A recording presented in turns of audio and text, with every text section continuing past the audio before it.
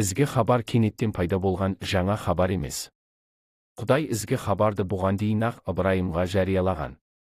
Басынан бастап ізгі хабар халықтарға бағытталған Құдайдың әділдігі мен уәдесі болды. Ізгі хабар Құдайдың ұлы туралы. Тәні бойынша ол Дәуіттің әулетінен туған, ал қайта тірілуі арқылы Құдайдың ұлы екені құдіретпен жария етілді. Иеміз Иса Мәсіх. Сондықтан ізгі хабар уәде еткен орталық ұлдың тән алып келуімен қайта тірілуі арқылы ашылған мәңгілік өмір болып табылады. Ізгі хабар жай ғана жұбаныш емес. Ол тарихқа келген ұл және қайта тірілу арқылы расталған биліктің жариялануы. Ізгі хабар Құдайдың құпиясының орындалатын толықтығына қарай бағытталады. Жетінші періште даусын шығарып керней тартатын күні сол уәде жүзеге асады.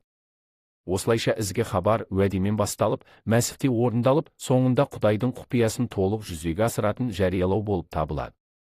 Сондықтан ізгі хабар мәңгілік өмірдің сүйінші хабары және сонымен бірге Құдайдың билігінің ашылу оқиғасы.